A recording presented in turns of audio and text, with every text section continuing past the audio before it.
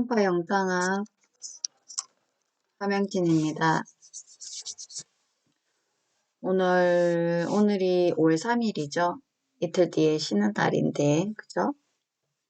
어린이날이죠. 우리 학생들은 아직 어린이날 하나요? 어쨌든, 선물을 받고 안 받고를 떠나서 빨간 날은 기분이 좋은 날이죠. 19일도 있고, 그죠?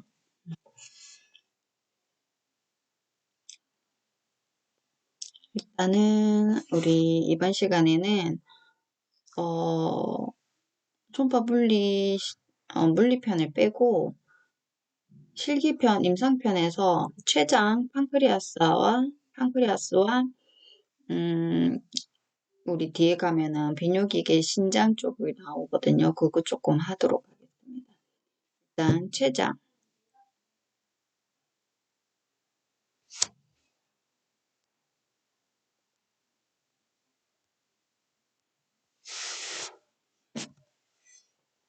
해부생리부터 시작하겠습니다. 일단 췌장은 렉트로페리토뇰 후복막 장기입니다.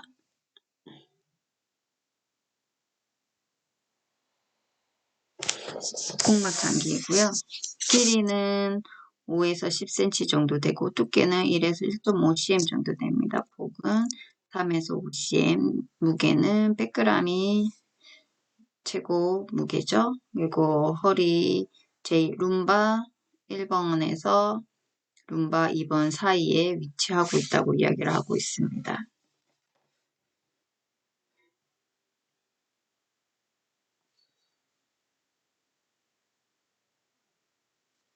보통 크기는 연령과 체격에 따라서 다르고요. 다양한 형태를 띠고 있습니다. 이거는 우리 앞에서 이야기했던 거고.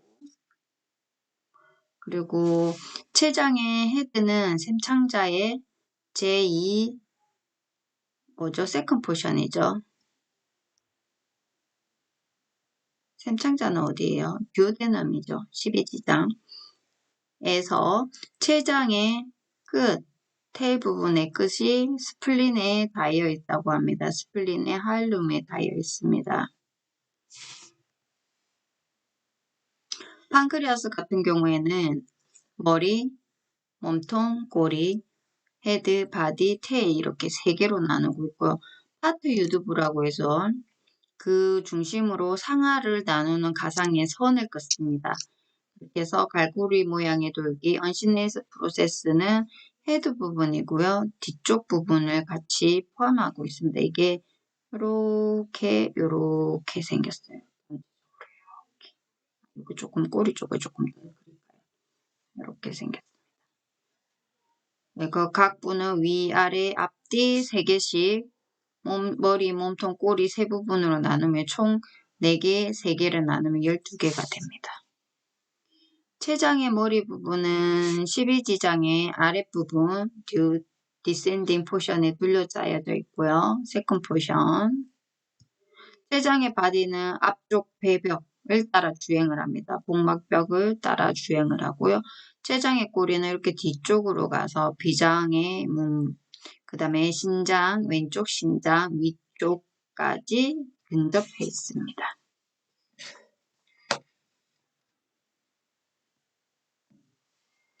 그리고 바디와 테일 같은 경우에는 배쪽면은 위단, 스토막이 접혀져 있고 전체적으로는 아치 형태로 되어져 있습니다. 몸통은 가장 앞자리에 위치하고 있고요. 머리부.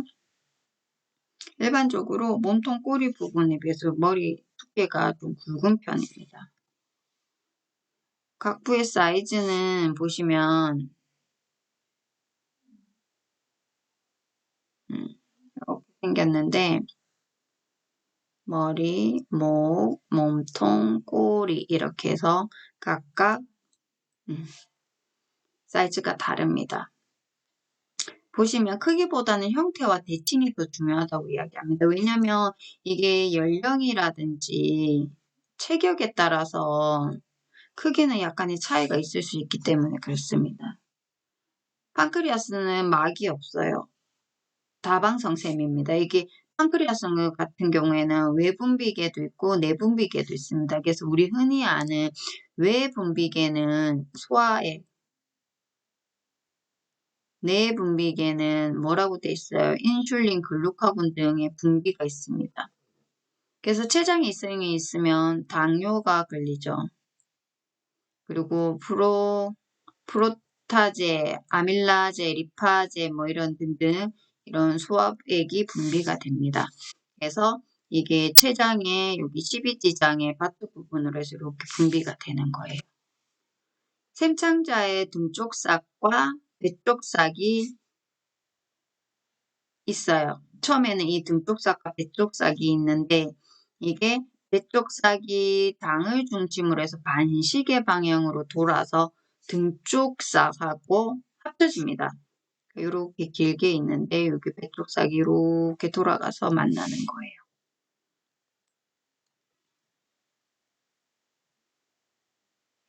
췌장의 머리 상부와 몸통 꼬리부는 등쪽삭에서 발생을 하고 췌장의 머리 하부 갈고리 돌기 언시네이스 프로세스는 배쪽삭에서 발생을 하는 거예요. 요 밑에 부분은 이렇게 밑에서 발생을 하는 거예요. 이렇게 돌아.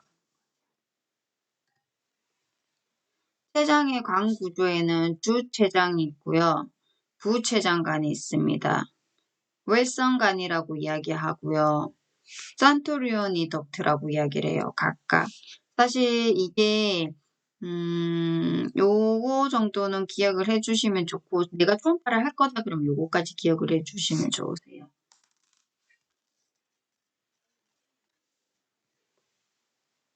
췌장의 에코. 소엽사의 지방과 섬유 조직이 침착된 정도에 따라서 영향이 끼쳐집니다. 대개는 간실질의 에코보다 약간 높은 게 정상이고요. 나이가 들어가면은 지방이 축적이 되기 때문에 기능하고 상관이 없이 췌장의 에코가 높아져요. 밝게 보입니다. 하이퍼 에코익하게 관찰이 됩니다. 배막 지방과 구별을 하기 어려운 경우도 있습니다. 왜냐면은 지방이 축적되어져 있기 때문에.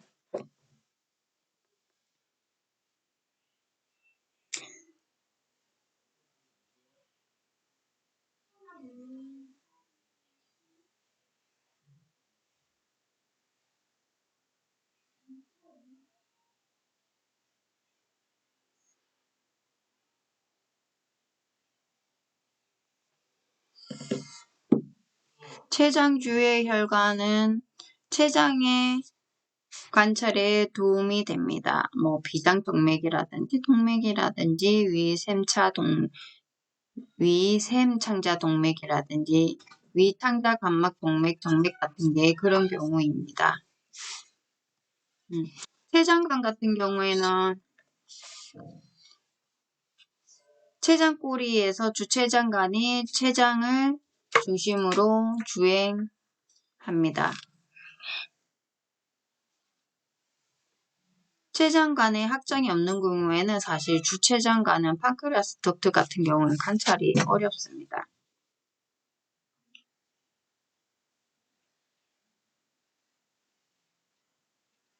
그리고 췌장 머리부에는 온슬개관과 합류하고 약간 등쪽면으로 주행을 합니다. 정상 췌장관 같은 경우에는 내경이 2mm, 외경이 3mm. 췌장 몽손부를 횡단 주사할 경우에 초음파 손속과 췌장관이 수직으로 이렇게 췌장이 이렇게 있으면 췌장관이 이렇게 지나갈 때 초음파 빔이 여기에 수직으로 만나게 되면은 고에코의 성구조물로 나타나게 됩니다.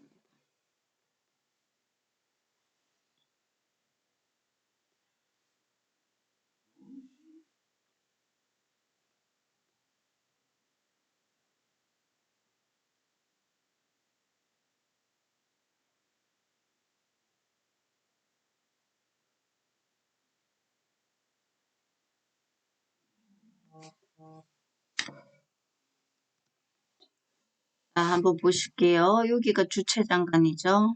윌성 덕트입니다.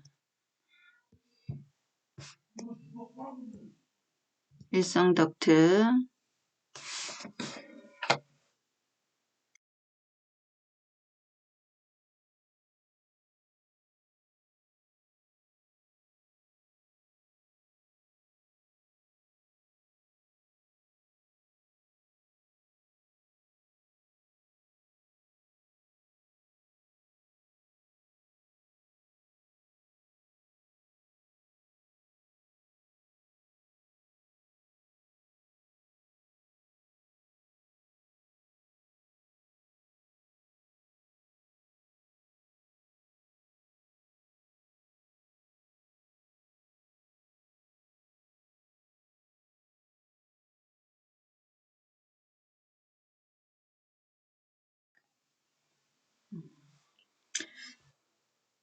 그리고 여기가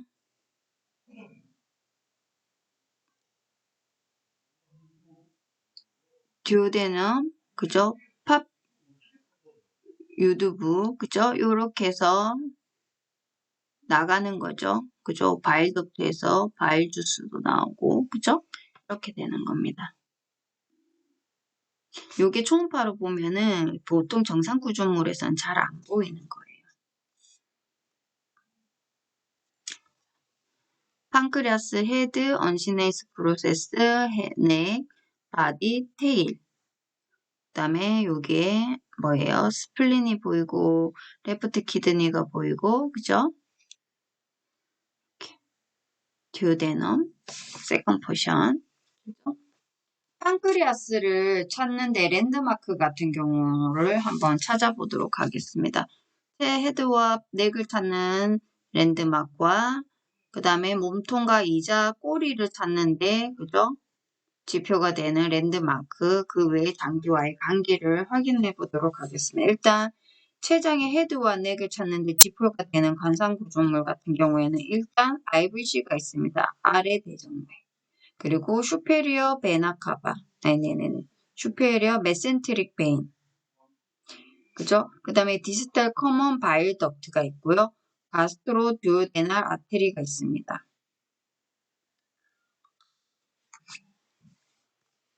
그리고 바디와 테일을 찾는데 랜드마크 같은 경우에는 비장동맥과 비장동맥, 그리고 위창자 감막 동맥,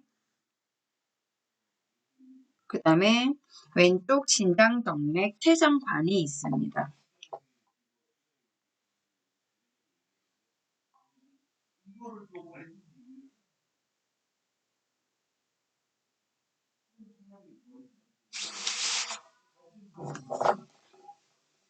췌장관은 횡주사 시에 췌장의 몸통부를 한가운데를 지나가기 때문에 잘 보이고요.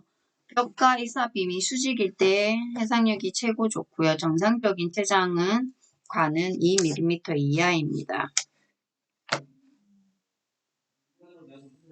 그리고 부의자관 같은 경우에는 췌장 머리에 길이가 약 2cm 정도 내외로 관찰되기도 합니다.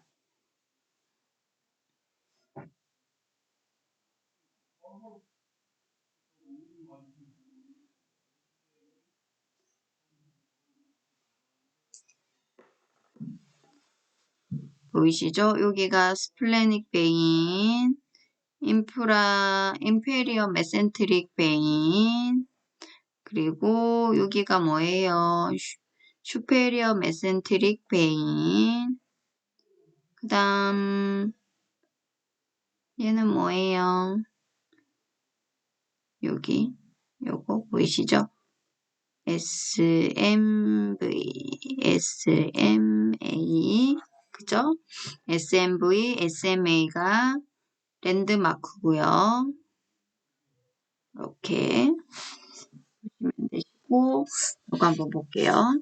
자, 판크리아스의 가스트로 듀오데날 아테리, 가스트로 바일 덕트 이렇게 해서 위 앞에 이렇게 위치를 하고 있고요. 헤드 쪽에 여기 듀오데넘 쪽이고요. 그죠? 그리고 IVC, 에어타, SMV, SMA 헷갈리죠? 어렵게 외우지 마시고 같은 에어타는 왼쪽 베인은 오른쪽. 환자의 오른쪽에 화면의 오른쪽 이야기가 아니라 그리고 요거는 뭐 스플래닉 베인, 판크리아스 여기에서 말을 하는 건 요건 판크리아스 덕트인 것 같아요. 그죠? 판크리아스 덕트. 다른 장기와의 관계를 한번 보도록 하겠습니다. 샘창자 C, 그죠? C 모양의 샘창자 고리내 췌장머리가 쌓여져 있고요. 위장에는 췌장 몸통부와 췌장 꼬리부에 걸쳐 췌장의 전방에 위치를 하고 있습니다. 앞쪽에 위치하고 있다는 얘기죠. 췌장이 약간 뒤쪽이니까 작은 그물막, 레서사, 위장과 췌장 사이에 있는 배 안의 공간입니다. 페리토니얼 스페이스입니다. 그리고 비장문 하일론 같은 경우에는 이 췌장의 꼬리가 그죠? 쭉 연결된 이렇게 연결된 여기가 스플린, 여기가 꼬리, 하일론까지 그죠? 그 외에 담낭 같은 경우에는 췌장의 위쪽 안에 항상 존재를 하고요. 그리고 간의 왼쪽 좌엽은 췌장의 전방에 위치하고 있습니다. 그래서 보통 이렇게 췌장이 보이면은 요 위에 간이 있어요. 음양창으로 주로 이용을 합니다. 호모제니우스 균일한 장기이기 때문에 왼쪽 신장 같은 경우에는 췌장 꼬리부의 하방으로 놓여 있습니다. 췌장 질환의 초음파적인 소견을 보겠습니다. 스캔을 하는 거는 나중에 우리 스캔하는 시간이 있으니까 그때 방법을 다시 공부를 할 거고요. 췌장 질환의 초음파적인 소견을 보면은 일단 췌장에 이상이 있게 되면은 증상이 소화장애가 온다든지 심화부에 통증이 생기게 됩니다. 이런 심화부 통증에 염증, 그죠? 급성이자염, 만성이자염이 두 개나 썼네요.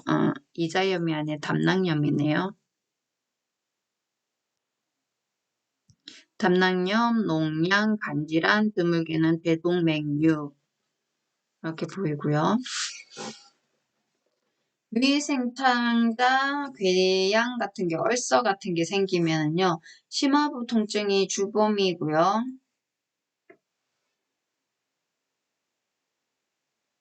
심화부 통증의 주범이 위생창자 궤양이고요.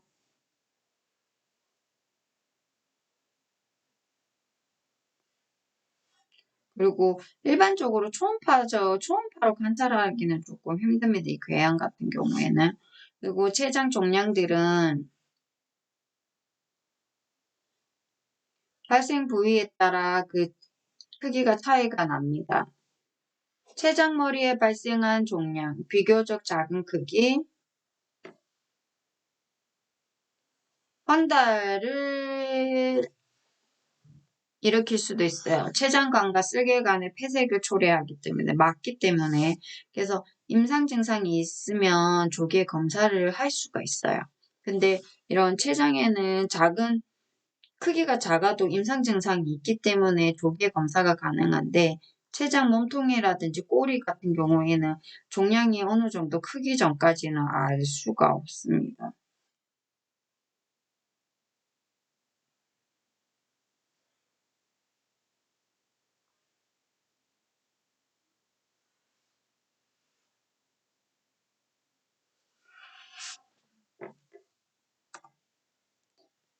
급성췌장염의 일반적인 소견에는 일단 원인이 복부에 심한 부상을 입는다든지 폭음, 술을 많이 마시는 거죠.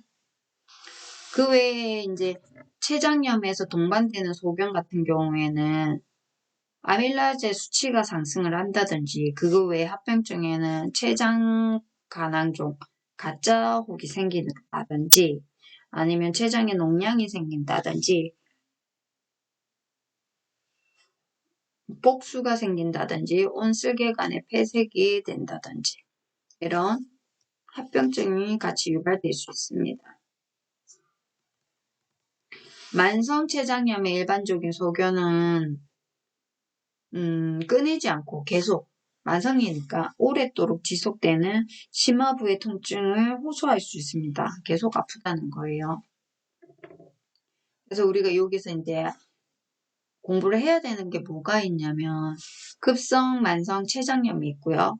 그 다음에 췌장 간항종, 가짜호, 가성낭종, 그죠? 그 다음에 췌장암, 낭성 췌장 질환이 있고 내분비 종양이고 위양성 소견이 있습니다. 그래서 우리 하는 대씩 한번 공부해 보도록 하겠습니다.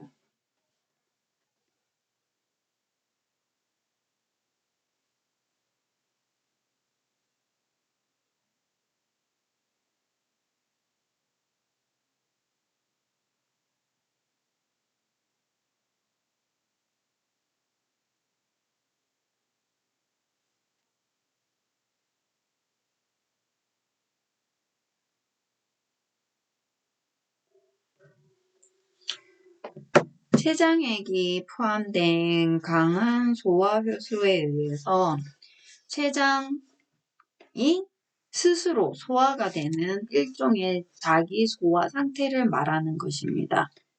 원인은 25% 정도는 불분명하고요. 담도의 질환에 의한 쓸개관 폐색, 보통 한 40에서 60% 환자에서 담석이 발견되고요.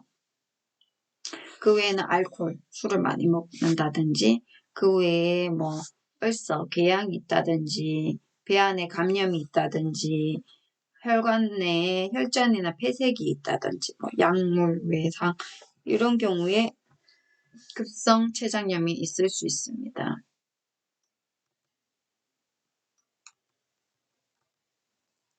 정상 췌장액 같은 경우에는 췌장 안에서는 불활성화 상태예요. 뭐 아무것도 역할을 안 한다는 거예요. 일단 안에서는. 그리고 샘창자 안에서 그쪽으로 이렇게 나온다고 했죠. 분비를 한다고 했죠. 그러면은 장 내에 있는 음식물, 내용물과 닿아서 활성화가 되는데 비정상적인 췌장액 같은 경우에는 췌장액이 췌장관에 활성화가 돼서 간 안에서 활성화가 돼서 췌장관이 자기 소화 현상이 일어나면서 파괴가 돼버립니다. 그러면은 췌장관이 파괴가 되니까 그 주위로 췌장액이 흘러나와서 조직이 손상이 되는 거예요.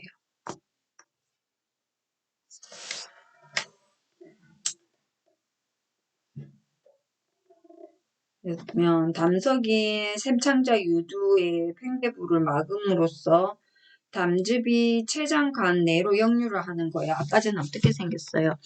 이렇게 해서 바일 덕트가 이렇게 가고, 그죠? 판크리아스 덕트가 이렇게 가서 여기서 듀오데넘에서 만났잖아요. 그러니까 여기를 이렇게 막고 있으니까 얘가 이렇게 가는 거예요. 역류해서. 그러면서 쓸개즙이 췌장액 중의 효소를 활성화시키면서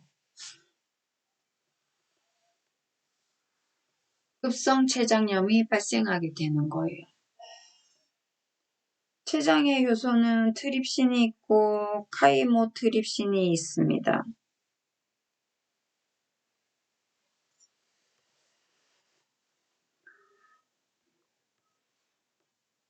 포스포리파제, 엘라스타제, 그죠?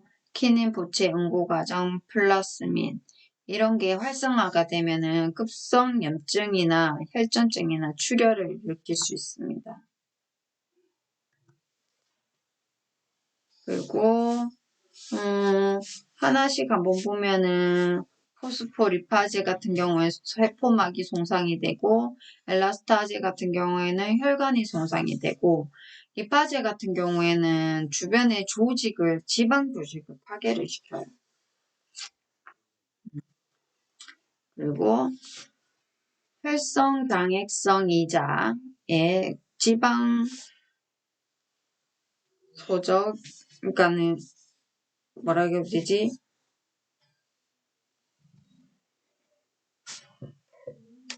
글루블루가 떠다니는 경우에는 붕붕붕붕 그러니까 액체에 그런 조그만 파티클이 떠다니는 경우에는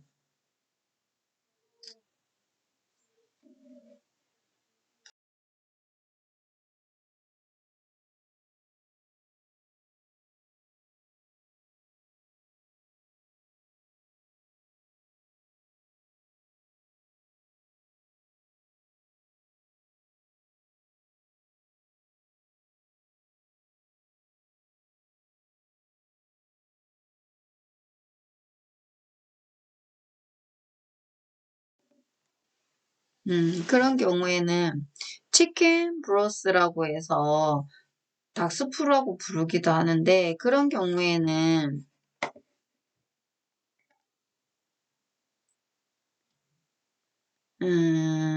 배막 뒤쪽 조직이 액화융해. 그러니까는 액체가 되는 거죠, 액체. 액체가 되면서 나중에 염증성 삼출액을 포함한 공동 간항종 슈도시스트를 남기기도 합니다. 이 액화융화되면서 시스트가 되는 거예요. 근데 이게 진짜 시스트가 아니라 시스트처럼 그렇게 변하는 거죠. 모양이 시스트인 것처럼.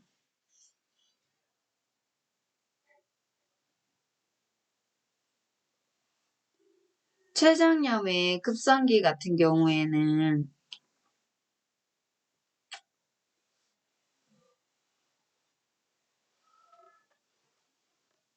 내부 의자 조직이 대량으로 파괴되기 때문에 이 그 췌장 조직에 포함되어 있던 췌장 효소들이 혈류로 이렇게 나가는 거예요. 그래서 췌장 효소가 증가돼서 나중에 혈액 검사에 췌장염을 나타내는 지표가 되기도 합니다. 그리고 이런 경우에는 급성이자염, 췌장염 같은 경우에는 응급질환이 될 수 있고요. 그리고 심한 심화부 통증을 유발할 수 있고요. 허리 통증도 있을 수 있고, 쇼, 구토, 심할 때는 피부색의 변색을 가지고 올 수도 있습니다.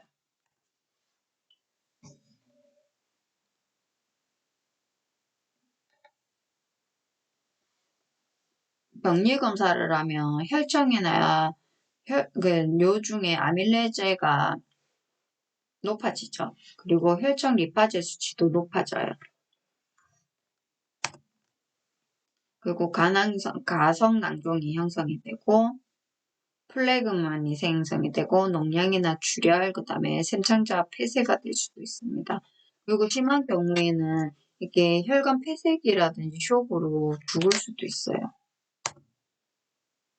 초음파적인 특징을 보면 췌장에 급성췌장염 같은 경우는 그냥 정상적으로 보일 때가 많습니다. 그리고 대부분 조금 커져 보입니다. 우리가 그리고 정상 실질 에코보다 약간 에코가 낮게 보이고요. 그리고 간실질보다 우리 아까 전에 정상적으로는 췌장이 조금 더 밝게 보인다고 그랬죠. 근데 여기는 어떻게 됐어요? 조금 어둡게 보인다고 이야기를 하고요. 췌장의 윤곽이 불분명하거나 매끄러운 소재고요. 매끄러운 편이고요. 비장정맥의 윤곽이 소실이 됩니다. 급성췌장염 여기 이렇게 부은 거.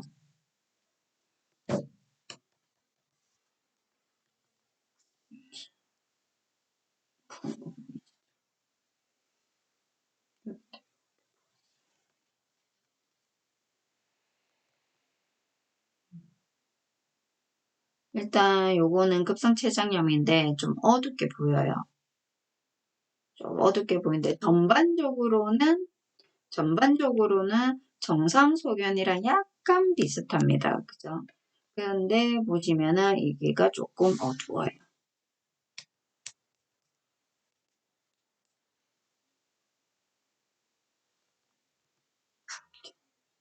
만성췌장염 같은 경우에는요.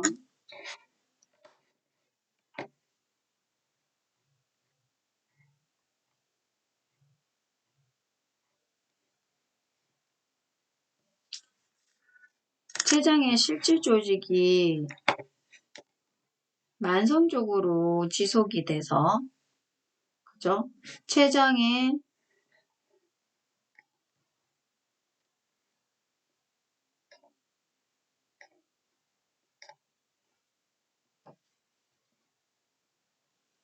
췌장의 외분비 조직이 시간이 지남에 따라서 이제 시간이 지나면서 점차 파괴가 되는 거예요. 그러면서 석회화로 변하고 콜라겐 섬유로 이렇게 치료되면서 교체가 되는 거예요. 그래서 췌장관이 협착이 되거나 확장되고 췌장돌증, 안에 스톤이 끼거나 그런 게 발견이 될 수 있다고 이야기를 하고 있습니다.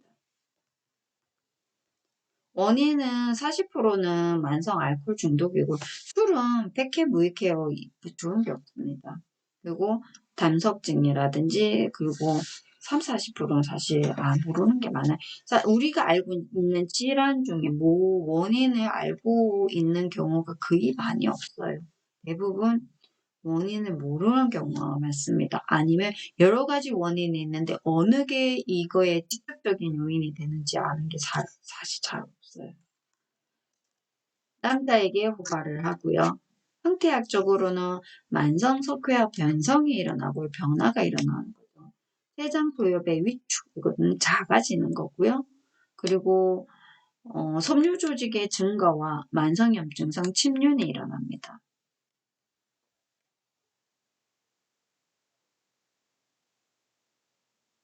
탄산칼륨 성분의 돌증이 췌장관 안에 끼게 되고요. 가성낭동이 형성되기도 합니다. 그래서 초음파 소견을 한번 보시면 이렇게 약간 정상 췌장보다 약간 에코가 증가되어 있다고 했죠. 아까 전에 급성췌장염은 어둡다고 그랬는데 만성췌장은 밝다고 얘기했어요. 변성 때문에. 그리고 석회화라든지 췌장관이 확장되어져 있고 췌장 윤곽이 불규칙하고 국소적으로 미만적으로 전체적으로 종대 약간 커져 있다고 이야기하는 거고요. 췌장관에 확장 소견이 보이고 췌장 안에 스톤이 들어서 오면 어쿠스틱 쉐도잉이 발생을 한다고 이야기를 하고 있습니다. 여기 보시면 이렇게 좀 밝게 보이시죠? 예, 플래닛베인이고 이렇게 밝게 보이죠? 그죠?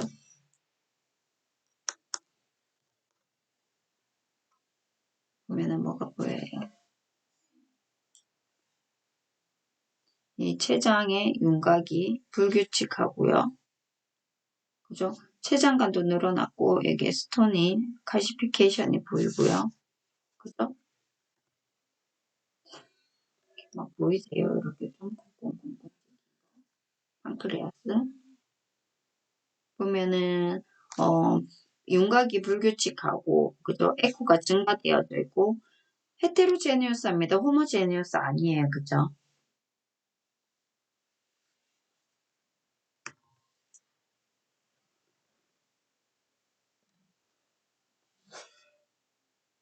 슈도시스트 같은 경우에는 보통 6주 정도 경과 후에 섬유화된 가성벽을 갖게 됩니다. 그러니까 파이브로틱, 슈도시스트, 슈도 캡슐을 갖게 되는 거예요. 그래서 흘러나온 췌장액의 단백질 소화작용으로 주변 장기를 퍼져나가서 자리를 잡아요. 액체를 담고 있는 캡슐이 생기는 거예요. 그래서 초음파 검사를 하면 가성낭종이 진단이 되고 가성종양의 진행 유무 이런 경우에는 흡임술을 하면 되고요. 진단술을 해보면 뭐다 이렇게 나오기는 합니다. 치료 목적으로 경피적 간배액술을 하기도 합니다.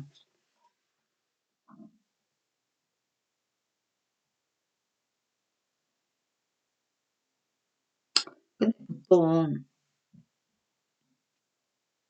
배 쪽 초음파 검사를 할 때는 잘 안 그러는데 이게 하복부 검사를 하는 경우에 가끔 너무 세게 눌러서 터뜨리는 경우도 있어요. 예, 조심하셔야 돼요. 그러니까 이거랑 방금 이야기한 건 이거랑 좀 별개인데 그냥 갑자기 생각이 났어요. 초음파로 보시면은 투과가 잘 되는 둥근 모양의 무에코의 어네코익한 시스트 구조물이고요. 드물게 내부 에코를 갖기도 합니다. 출혈성 또는 초기 감염자에게는 플루이드 레벨과 같은 에코가 보이고 불규칙한 경계면을 보이기도 합니다.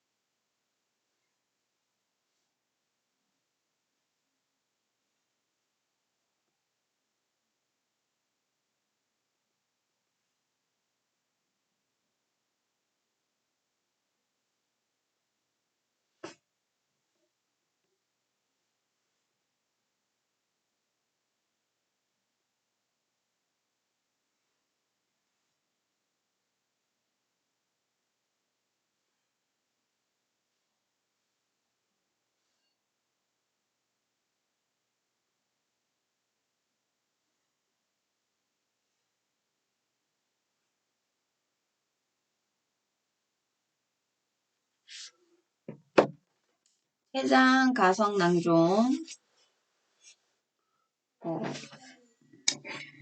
잠깐만요. 보시면은 레소사, 안테리어 파라레날 스페이스, 리버, 스플린, 메디아스터넘, 메센트리 이런 부분에 많이 생긴다고 이야기를 하고 있습니다. 가성낭종 한번 볼까요? 어디 보여요? 보이시나요?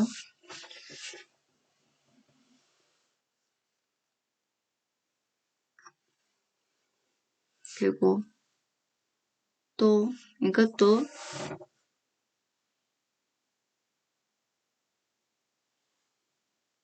이건 아니고요. 요거 보이시죠? 슈도시스트. 췌장암 소변 같은 경우에는요. 췌장암의 대부분은 췌장관에서 생기는 섬암이고요. 췌장관 선암, 췌장 전체 종양의 한 80%를 차지하고 있습니다. 악성 상피 종양의 약 90%를 차지하고 있고요. 원인은 음주, 흡연, 지방과 탄산물 등이 높은 시기.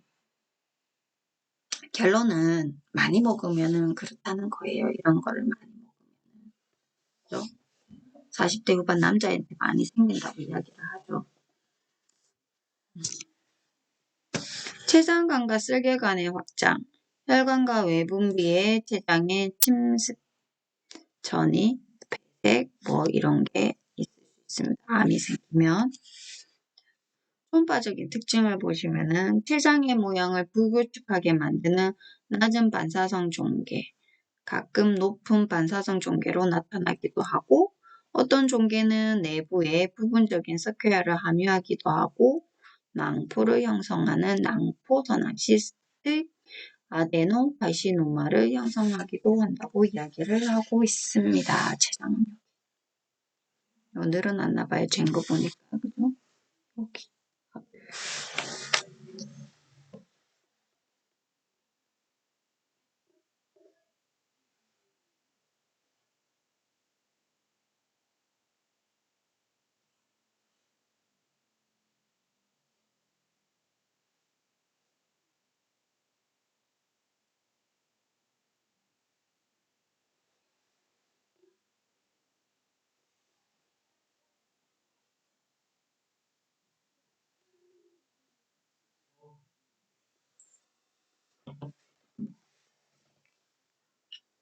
낭성질환, 단순 낭종이 있고요. 가성 낭종이 있고 이건 가짜 슈도시스트 이야기하는 거죠.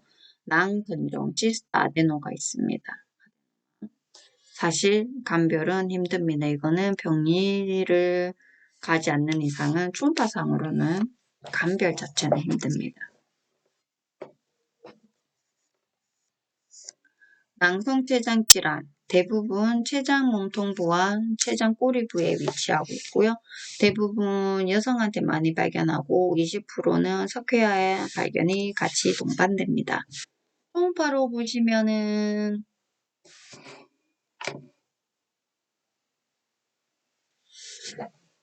모양은 다양하고요. 크기도 다양하고요. 그리고 이렇게 보이겠죠? 뒤에 인핸스먼트가 일어날 거고 뚜렷하게 월이 잘 보일 거고 그죠? 그리고 큰 낭종 내에서는 손상의 흔적과 석회화가 동반됐을 때 이야기를 하고 있습니다. 그리고 투맥성 친생 낭종 같은 경우에 대부분 크기가 커서 쉽게 발견된다고 이야기를 하고 있습니다. 다양한 크기의 낭성 종괴, 단발성 내부의 경벽과 용종이 보이기도 한다고 이야기를 합니다. 어디든 생길 수 있어요. 그래서 이거는 슈도시스트, 그죠?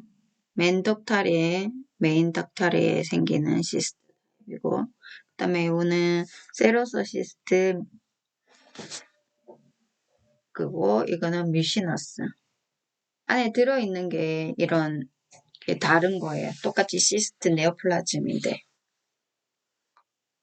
이거는 사실 나중에 우리 학생 여러분들 임상에 나가시면 공부 많이 하게 돼요. 내분비 종양 같은 경우에는 일반적으로 도세포, 알렛셀이죠. 발생을 해요.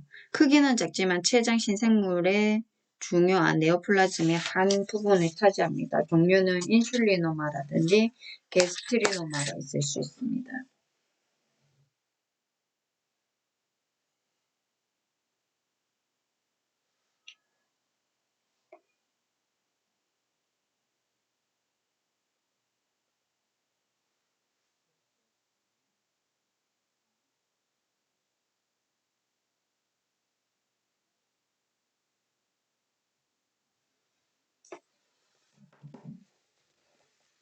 그 밖에 내분비 종양에는 글루카고노마가 있고 소마토스테이시노마가 있고 이런 여러 가지가 있는데 이런 거는 한번 읽어보시면 되시고 우리가 여기서 할 거는 뭐냐면 인슐리노마하고 게스트리노마 두 개를 할 거예요. 이거 ECM이죠. 보통 인슐리노마와 아성 종양을 제외하면 내분비 종양은 작은 편이고요. 한 2cm 정도보다 작아요.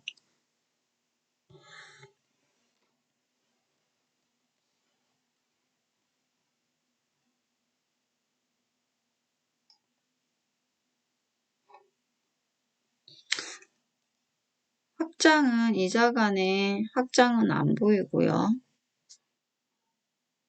그리고 그래서 중요한 거는 이런 특징적인 게 없고 작기 때문에 초음파로 검출이 잘 안 된다고 되어져 있습니다. 인슐리노마 같은 경우에는 20에서 60%, 게스트리노마 같은 경우에는 20% 이하 검출이니까 거의 잘 안 보인다고 생각하시면 되세요. 어떻게 찾아요, 그죠? 걔도 열심히 찾으셔야 돼요. 세포함은 일반적으로 경계가 명료하고요. 주의 에코보다 낮은 하이포 에코잉 매스로 매출이 됩니다.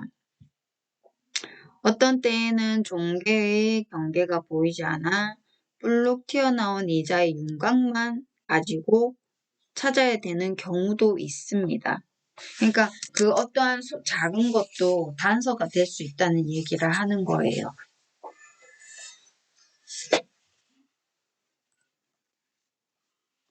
볼까요?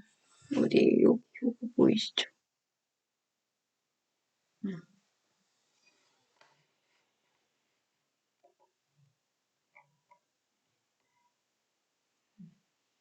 보이시죠?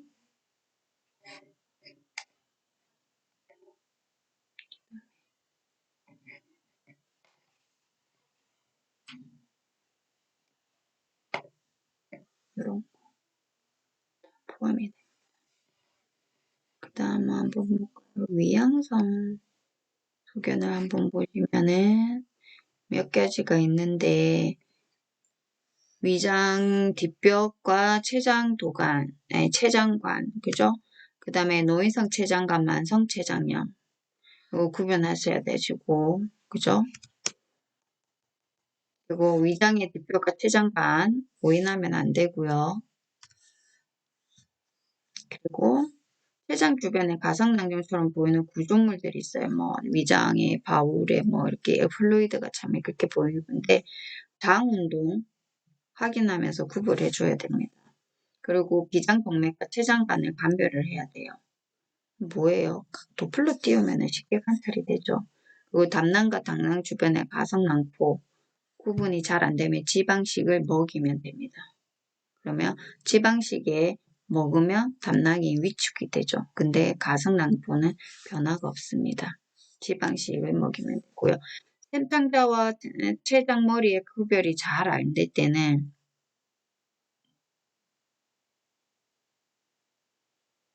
가장 사실 쉬운 거는 물 마시면 돼요. 에어가 들어가지 않게 조심하면서. 나머지는 한번 읽어보시고요. 가장 우리가 그냥 임상에서 하기 편한 거 물 마시게 하는 게 좋긴 합니다.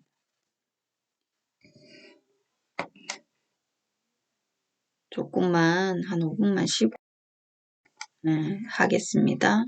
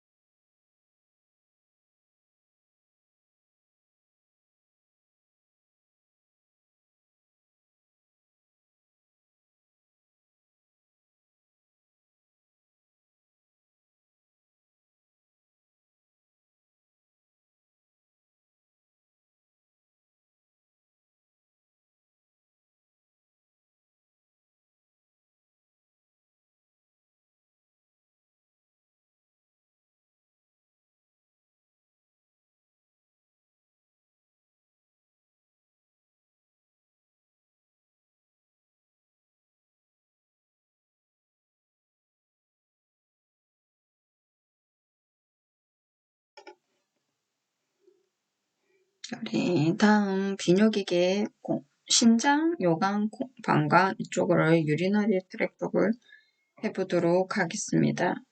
넘어가 보면 일단 키드니 콩팥이 있고요. 요강, 콩팥, 동맥, 공상혈관, 콩팥, 정맥이 있습니다.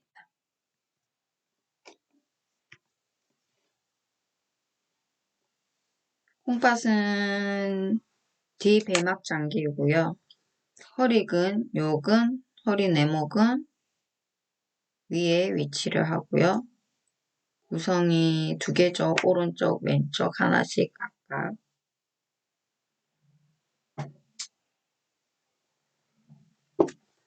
오른쪽 콩팥이 왼쪽, 아니, 오른쪽, 간의 오른쪽 옆 때문에 왼쪽 콩팥에 비해서 약간 아래쪽에 위치를 합니다.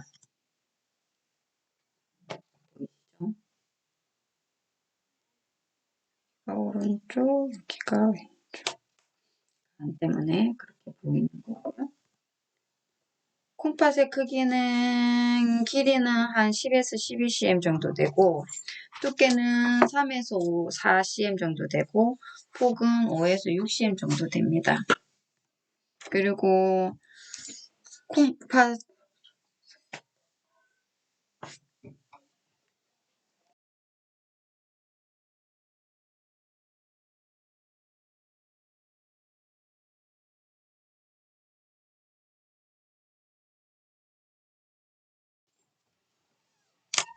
콩팥의 안쪽 콩팥 레나하일름 문부 콩팥 동맥과 등맥이 출입을 하고요. 콩팥 깔때기가 있습니다. 요관을 형성하고 방광의 후면으로 가늘게 주행을 합니다.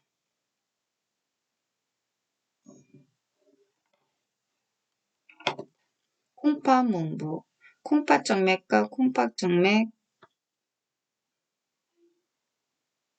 두분지, 그 다음에 요관, 콩팥 수직계가 있습니다. 콩팥의 구성을 보시면은요, 콩팥 실질, 젖질, 속질이 있죠. 콜텍스와 메둘라가 있고요. 그리고 속질 메둘라 안에는 피라미드로 구성이 되어져 있습니다. 콩팥 동굴 신동은 칼릭스가 있고요. 칼릭스가 있고,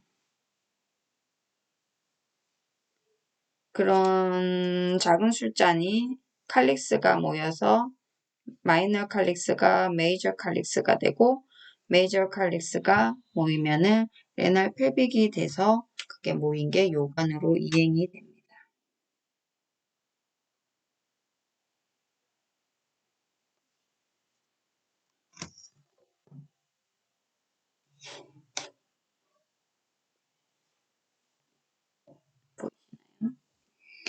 이렇게 작은 게 모여서 하나가 되고 메이저 칼릭스가 되고 이렇게 모여서 하나가 되고 요게 모인 게 또 이렇게 레날 펠빅이 되고 유레터로 내려가면 여기 뭐가 보입니까? 유레터, 방광, 그죠? 네, 볼 수가 있습니다. 콩팥 동맥, 콩팥 정맥 각각 한 번씩 보시면은 콩팥 안으로 들어오는 혈관은 두 개의 큰 혈관이 있고요. 세그먼트 아테리 앞쪽 뒤쪽 분지가 있고 역간 동맥, 공상 동맥이 있습니다. 그러니까 콩팥 동맥은 약간 이렇게 나눠져 있어요. 세그먼트, 그다음에 인트라로바 아크트 이렇게 나눠져 있어요. 그리고 콩팥 정맥은 콩팥 동맥의 앞쪽에 있고요. 콩팥 문부에서 5에서 6cm 정도의 정맥이 모여서 형성이 됩니다. 아래 대정맥 IVC로 이행이 되죠.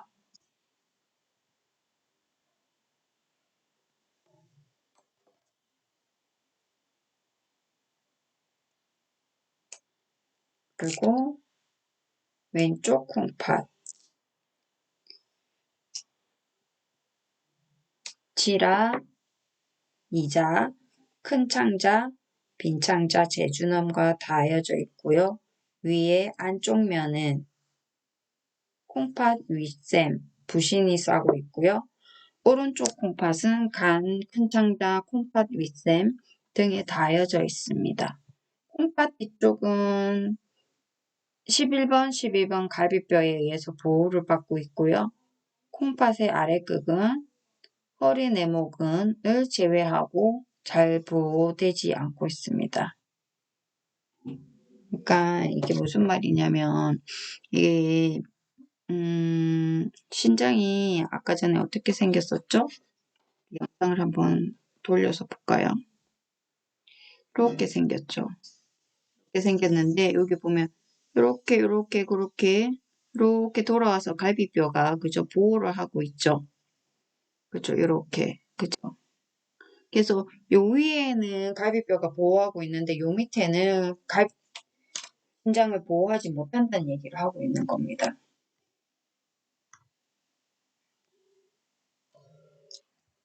여기가 신장 보이시죠?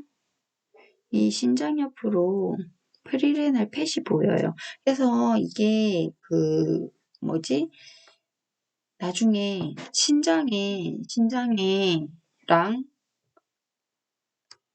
이거는 리버고 신장이랑 여기 오른쪽이에요. 신장이랑 간 사이에 살이 많은 복부지방이 많은 사람들은 여기가 페리네라 팻이 굉장히 두껍게 보입니다.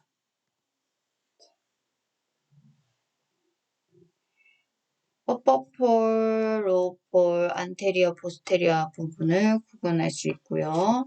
콩팥의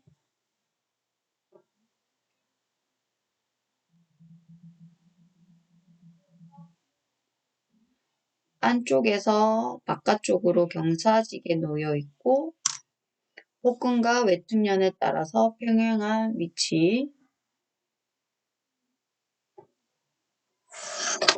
그 다음에 윗극은 아랫극에 비해서 정중선에 더 가깝게 위치하고 더 위쪽에 위치하고 호흡에 따라서 위아래로 움직일 수 있다고 이야기를 하고 있습니다.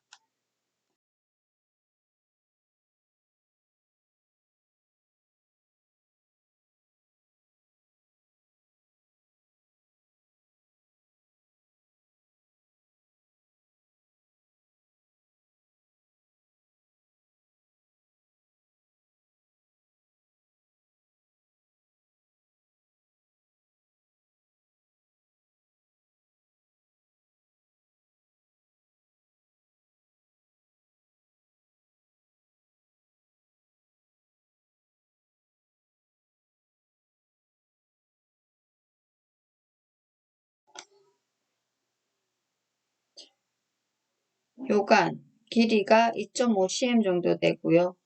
후벽벽의 복막 뒤에 위치하고 있습니다.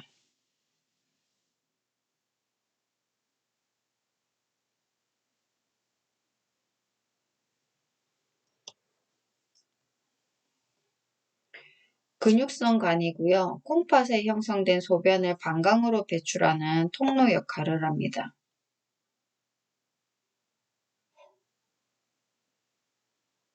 요간의 협착부는 콩팥 깔때기가 요간으로 일행되는 지점이 있고요. 콩팥 주변부와 요간이 교차하는 지점이 있고 요간이 방광을 뚫고 들어가는 지점이 있어요. 여기가 세 가지 협착부입니다.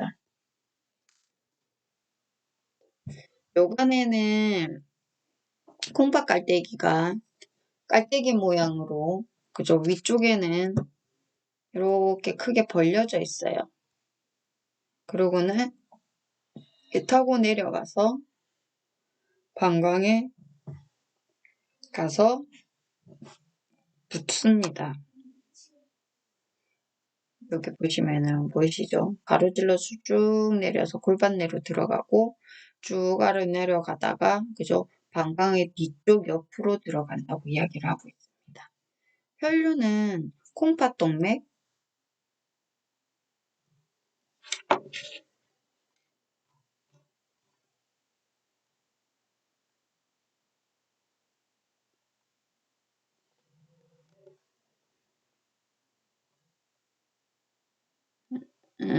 요간에 동맥혈을 공급하는 게 콩팥동맥, 고환동맥, 난소동맥, 상정낭 동맥 이런 게 있을 수 있습니다.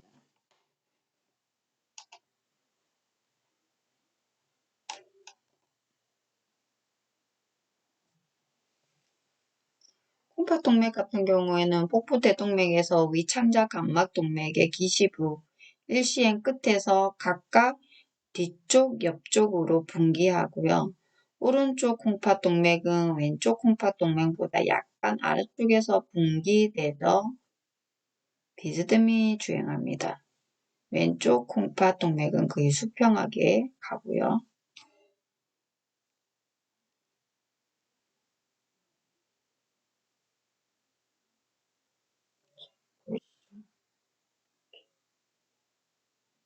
비스듬하게 이렇게.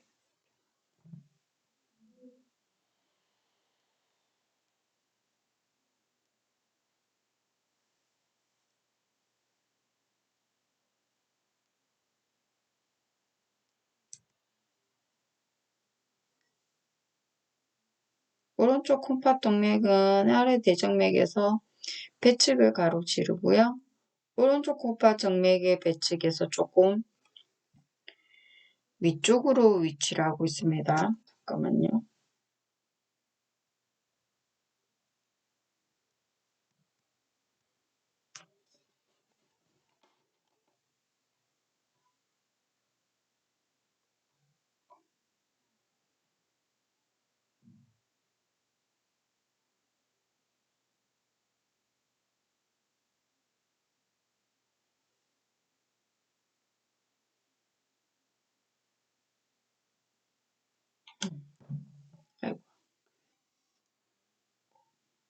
그리고 오른쪽 콩팥의 배측에서 조금 위쪽에 위치를 하고 왼쪽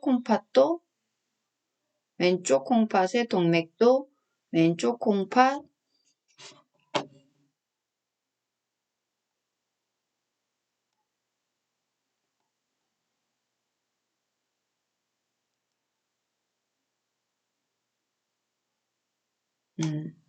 오른쪽 콩팥 정맥은 정맥의 배측에서 조금 위쪽으로 위치하고 왼쪽 콩팥 동맥도 왼쪽 콩팥 정맥의 배측으로 조금 위에 위치한다. 그러니까 뭐래요?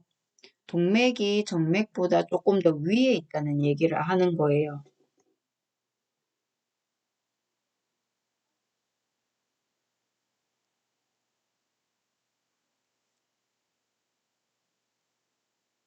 일단 오른쪽은 약간 비스듬하게 있다는 얘기를 하는 거고 왼쪽은 나란하게 있다는 얘기를 하는 건데 오른쪽에 있는 거, 위에 있는 거는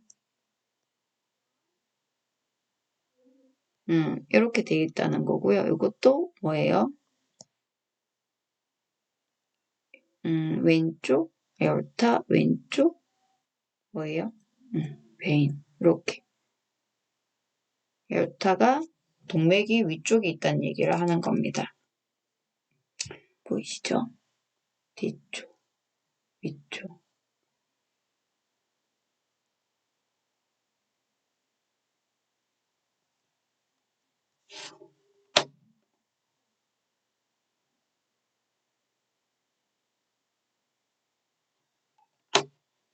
음, 음, 음.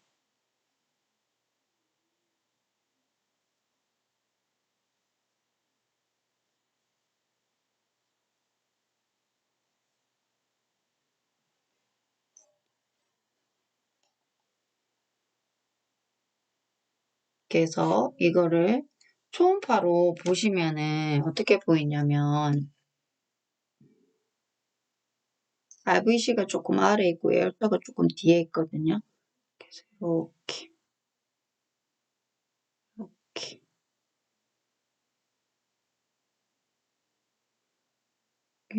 LV, LA 그다음에 여기가 RV, RA 이렇게 보여요. 그래서 초음파로 길게 또 보시면은 IVC 뒤쪽에 이렇게 동그랗게 보이는 건 RA입니다.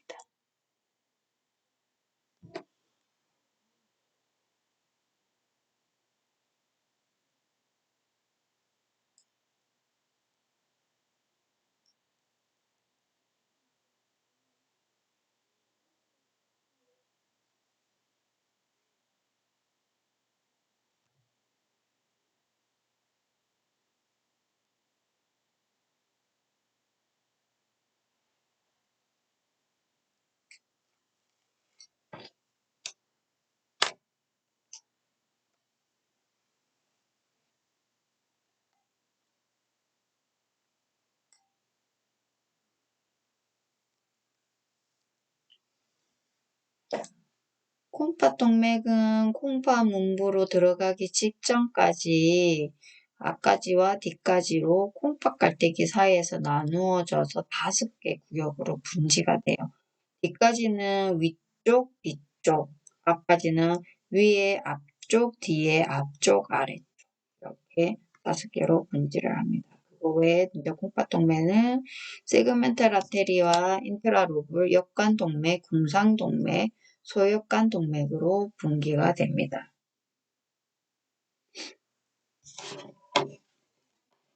근데 보시면 이 콩팥 동맥을 다 하나하나 자세하게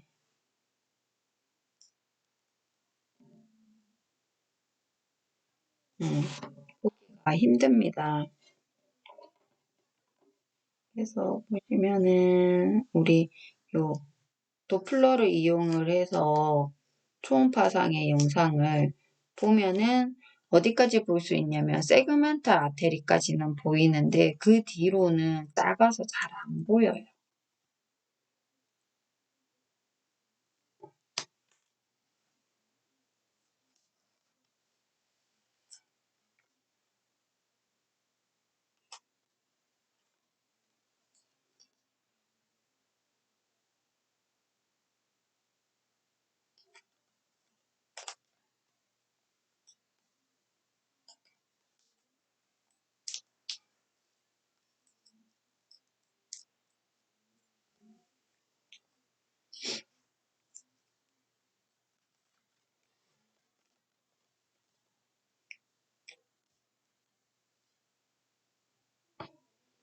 콩팥의 겉질과 속질의 경계에 평행하는 두 줄의 선상 또는 점상의 코가 보이고요. 동정맥이 함께 주행하는 것은 역관동 정맥으로부터 궁상동맥까지. 그죠? 사실 이게 말이 굉장히 다 어려워요. 이게 제가 배울 때는 약간 한자의 해부학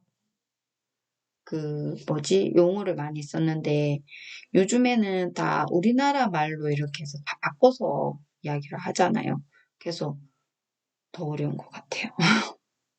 그래서 어쨌든 이 보시면은 말초의 소역관동 정맥은 콩팥 표면을 향하는 방향으로 끝질에서 교대로 배열이 되어져 있고요. 그리고 공상혈관 같은 경우에는 겉질과 속질 경계부에서 역관 동정맥으로부터 여러 줄기로 분지가 되어져 있습니다.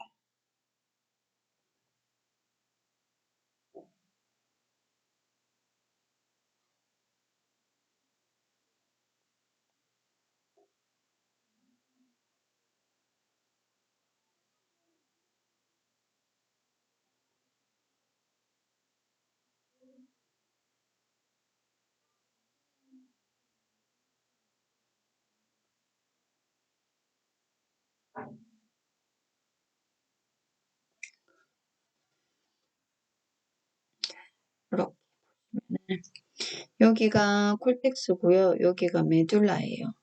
그래서 여기 보시면 여러 가지 뱃새들이 촘촘하게 적혀 있는데 아큐이트 아테리, 그죠? 그 다음에 인트로블라 아테리, 그죠? 이렇게 나뉘어져 있어요.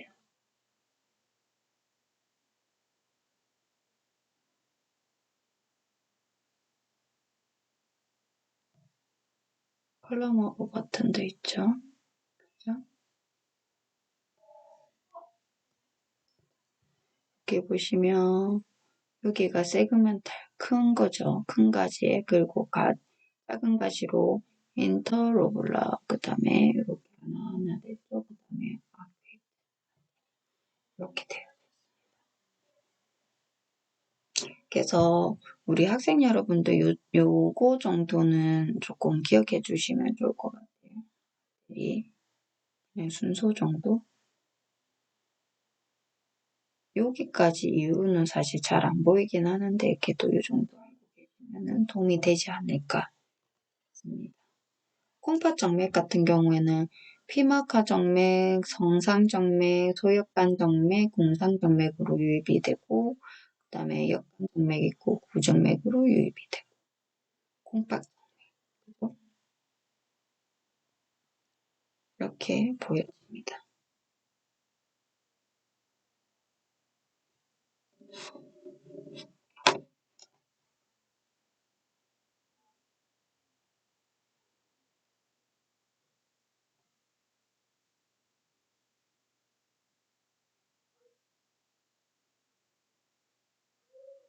근데 이게 정맥 같은 경우에는요, 큰 콩팥 정맥 말고는 다른 거는 잘 안 보여요.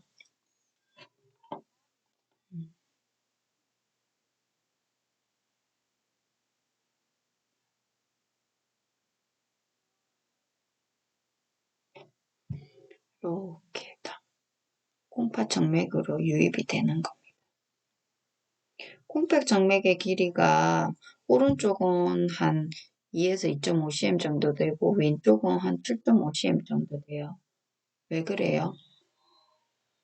IVC가 오른쪽에 있죠. 훨씬 멀리 주행을 해요. 콩팥 동맥의 복축과 접해이면 조금 끝에 위치를 한다고 이야기를 하고요.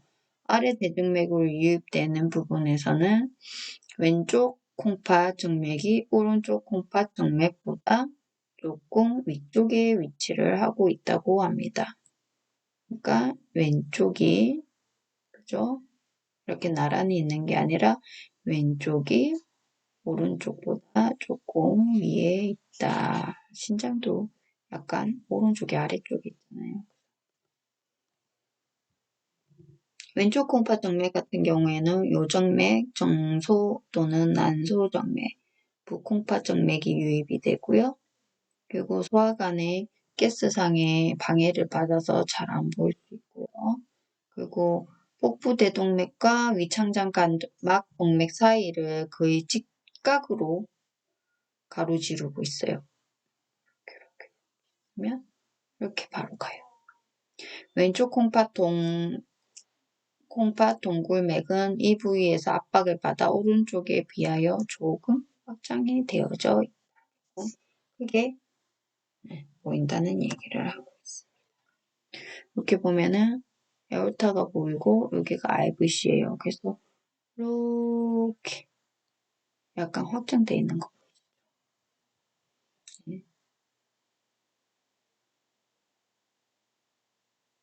그죠? 이렇게 멀리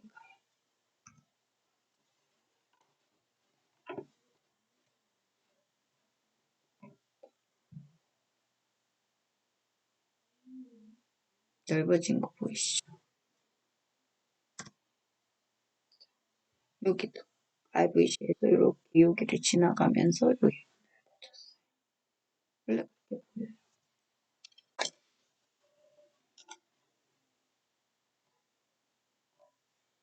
이렇게 해서 일단은 기본적인 아나토미는 했고요. 그 다음에 스캔하는 거를 다음 시간부터 할 건데 간부터 시작을 할 거예요. 그 외에 이제 콩팥 기형이나 이런 쪽은 시간이 되면 또 공부를 더 하든지 이야기로 넘어가도록 하겠습니다. 일단 이번 주 수업은 이걸로 마치도록 하겠고요. 경청해 주셔서 감사합니다.